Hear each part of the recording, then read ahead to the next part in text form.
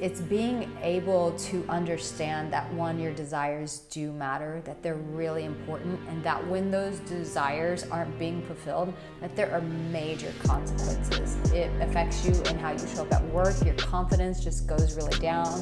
You're more frustrated. You're far less creative. You're far less focused when those sexual desires are not being met. Are we really doing this? Am I really talking about sex again? I think we're doing this. Yeah, we're doing this, and here we are.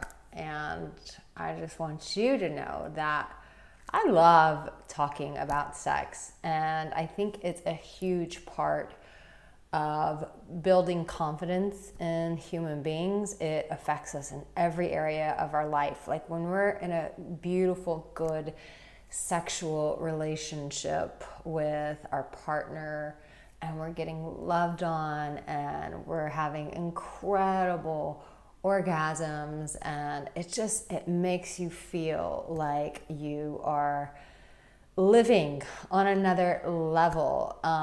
But most of the time, we're not getting action down there because we're not being honest with this right here. And you might be single watching this, and you're like, well, Arica, how does this apply to me? Because I'm not in a relationship. But I'm going to give you some practical tools as to what you can do, even as a single person, to position yourself for this. I always say for my singles, it's like, as you're single, it is your playground to start practicing those aspects of yourself that you need to develop muscles in, become more confident in, build some courage in. And you can do that practically as a single person with tools around you. And I want to share that with you because I think that that's going to be really helpful. And you might be in a relationship and you might be not having the sex that you want, and it's frustrating. It hurts. I think I'll just be very honest with you. I was in a relationship once where there was not much sex, and I spoke to my therapist about it, and she was like, this is not okay. And I was like, tell me more. Tell the girl who loves sex more about why this isn't okay, because I agree with you. And she was like, no, this is your life force. And when you don't have that life force, your light dwindles. And it really did dwindle. And so it's really important that we do have a good sex life, but it all starts with us. As much as we'd like to blame our partner, granted, it takes two to tango. And if you're single, you're like, yeah, I eventually need to get into a relationship. But this is going to really help you because we're talking about mastering your assertiveness. You know, how do you communicate in a way that you can get your needs met in the bedroom? And the tricky part is it always takes another person who's willing. But I believe that when we practice those tools of being assertive and being really open and sincere with our communication, that this is the bridgeway to building a better sex life. So when you master your assertiveness in any area of your life, what does it make you do? Or what does it make you feel? It makes you feel powerful. It makes you feel in charge.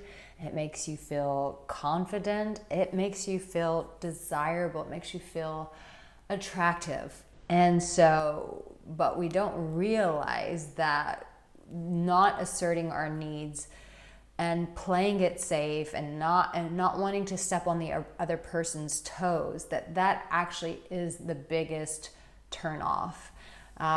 It was interesting. Last night I was with a girlfriend and we were talking about a guy and the way he was communicating with a woman, and I said, oh, he's just giving very like pussy energy. He's not giving that like masculine alpha energy. Now, if you're a woman watching this, like this applies to you. I believe that every person has that masculine and that feminine energy. And, even, I could tell you about how many married women I've talked to who are just like, I just wish my husband would just me in the bedroom, you know, not this gentle stuff, but just really like, as a woman, we want to feel that assertiveness. We want to feel that masculine energy. But even as a woman, like, you can do this. Like, I didn't feel comfortable telling the friend at the time who told me this, but I'm like, you know, all she had to do was get on top of her husband's lap one day and just straddle and put her legs on each side of him and grab him by the face and say, I want you to take me this way, and I want you to do it often to me. And she could have been more masculine in terms of asserting herself more. So we don't do this because we're always afraid of what the other person thinks. And this is why I'm encouraging you guys as singles to, when I give you the practical stuff at the end, why you want to do this. But most of the time, it's a form of self-rejection that we don't assert our needs. Maybe we are afraid that the person is going to make fun of us, they're going to reject us, maybe even leave us, maybe be disappointed in us. We have all these reasons within our own selves, within our own hearts, where we don't really believe that we are deserving or worthy of these things. And so we minimize our desires. And when we minimize our desires, we definitely stop asserting ourselves. And so it's really checking in with yourself and asking yourself, am I selling myself short? Now, this obviously is a heart journey. And so when I'm working with my clients, the first place I always want to start is in the heart, because the heart is the birthing place of everything, not the mind, not the physicality. It really goes to the heart. And I do my heart healing sessions where I just get really clear, like, what is it inside of you that's blocking you, that's stopping you from being assertive? And if you're one of those people, you're like, yeah, I have no idea what's going on inside of me. I don't know what's going on in my situation right now. Please reach out to me for one of those heart healing sessions. They are life transformational, but they also get you to your answers far quicker, because when you go through the heart, it's like a bow and arrow. It's like a bullseye. You just, it goes right to it. Whereas you can spend tons of time working on all the outside stuff, you know, the physical stuff, the mental stuff. You can just get so wrapped up in all of that, and you just end up going in circles, not actually getting to where you want to go. But when you go through the heart, it's a bullseye targeted process where it's like, that's what's really going on. I don't have to chase 20 different rabbits. I can just go to the source, because the heart is the source of all of this intimate relationship. Even self-worth, it all comes from the heart. So if that's you and you're like, yeah, I'm really not clear on what's going on in my situation right now, please reach out to me for one of those heart healing sessions. But it's really asking yourself the truth. Do I believe that I deserve this? And if I do believe I deserve this, why am I not asking for it? And I think even for women, this is a little, believe it or not, men think that women have all the power. It's like, what's that Drake song? Pussy runs everything, fuck that noise, something like that. And there's this misconception that like women have all the power, but I can't tell you how many women are in relationships where they want more sex from their partner, and it's becoming more common as testosterone is dropping, that women are, you know, very sexual and they're not getting it from their partners. So it's not just men, it's also for women.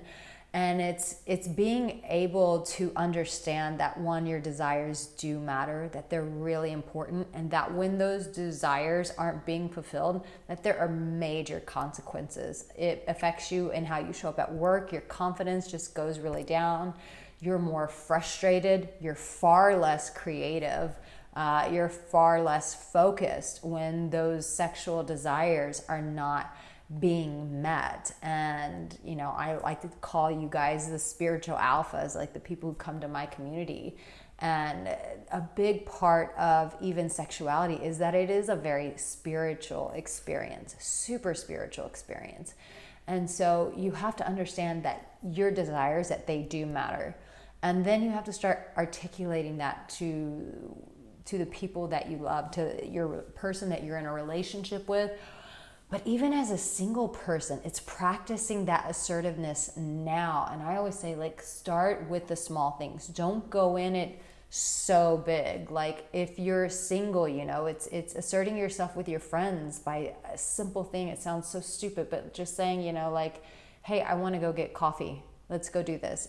Like putting yourself in these day-to-day positions. I think that we think, oh, it's that big moment. It's that grandiose moment when I meet someone and I want to tell them all of the things that I want to and I'm going to do to their body, and that's the moment that I practice this. No, you practice this in every single day by asking yourself, where else in my life am I ignoring my desires? What passions of mine am I negating? Am I not paying attention to? And am I willing to do something different about that? And so maybe you don't speak up for yourself. So it's asking yourself on a day-to-day basis, how do I start speaking up for myself? Am I holding myself back by not telling the truth and saying like, this isn't okay? It's like back to boundaries, right? Like asserting yourself and saying like, I'm not okay with this, or I want more of that. And it's understanding that without that muscle, without that tool set being applied, it makes it super difficult for you to assert your needs in the bedroom. It makes it super difficult to want to communicate your needs in the bedroom. So I want to encourage you, start practicing. Ask yourself, like, where are you not being really honest about your desires in life? Not just sexually, but maybe in the workplace, maybe with your friends. Maybe you want to spend time with your friends in a different capacity than what you're used to. Maybe there's someone that you want to ask out that you just don't, and you continue to stay in the friend zone. It's like asserting yourself. It starts with what you do today. It doesn't just magically show up in the bedroom. It's in the day-to-day. But when you're in a relationship and you want to master that assertiveness, it is taking a risk. It is taking a gamble, and that's probably what's stopping you right now, is you don't want to take that risk. But without risk, there's no reward. And if your partner gives you backlash when you do take that risk, when you assert yourself and say, listen, I want to make love to you like 5 times a week. I want to bring pleasure to your body on the day-to-day. I want to see you thriving in this life. And I know that my tongue between your legs is going to do that for you. And you're like, okay, but what if I say all that and they reject me? You get to have a conversation around that as well. Like, ouch, this really hurts. Like hearing you reject me, like it really takes a toll, and really spell it out for the person. When I show up at work and I want to close a deal, I don't feel so inclined to make that deal happen. Show the other person that it is actually causing consequences that not only affect your life, but it affects the well-being of your home, of your relationship. I think if we were more honest about this, there would be less divorce. If we started having these awkward, hard, risk-taking conversations now, we wouldn't need to turn to pornography. We wouldn't need to turn to extramarital affairs or too much alcohol or any of these other things. We could just be really honest and say, hey, this is something I really need from you. And I think when we paint the full picture of like what it means to us, but also what are the consequences of us not having it and how it impacts the other person, I think that this is really important. Like, listen, it makes me more irritable, and I want to love you, and I want to be gentle with you, and I want to champion you. But when you're not giving me that life force, when we're not experiencing that together, I start to resent you, and I don't want to resent you. I want to love you so well. I want to make love to you so well. I want to love your heart so well. When you start communicating in a way that the person goes, oh, wait, shit, I actually get something out of this as well, then it opens them up to go, it's not just about you coming to get something from them, but it's about the two of you building something together. So I want you to start practicing asserting your needs before you get into the bedroom, on the day-to-day, with your colleagues, with your friends, with your family. Like, start asserting yourself far more on the day-to-day so that when you show up in the bedroom, you're gonna feel more confident to do it because you've been cultivating those confident muscles of putting yourself out there and asserting yourself. And let me tell you, as a woman, there is nothing more sexy than a man who asserts himself, who really makes that effort to go after what he wants, to claim what he wants, to speak up for his needs, to talk about his desires, and to initiate these conversations. Oh my God. Oh, there's nothing more sexy than that. And if you're a woman, it's the same thing. Like, we think that we're the only ones that want to be pursued. It's not true. Men want to feel that pursuit as well. They want to know, I want to take you in between my legs, and I want to pull you in so deep and so tight inside of me. Like, it's communicating, like, I as a woman, I need you. I need your strength. And a man loves that. That turns him on to hear that he's actually desired. We both, whether you're a man, whether you're a woman, we both want to be desired. And the more we live in our desires, and our bliss just goes to the next level. We earn more money. We live a more fulfilled life. We're more excited to wake up in the mornings. We're far more creative. We're firing on our all cylinders, or was it all pistons? What's the saying? You tell me in the comments. But we're more inclined to want to show up in life and actually thrive, as opposed to just living in the gray, but really showing up and going, I want to live life in the color. I'm really curious what part of this, because I went in tiny different directions with this. I want to know in the comment section, like, what part of this really spoke to you.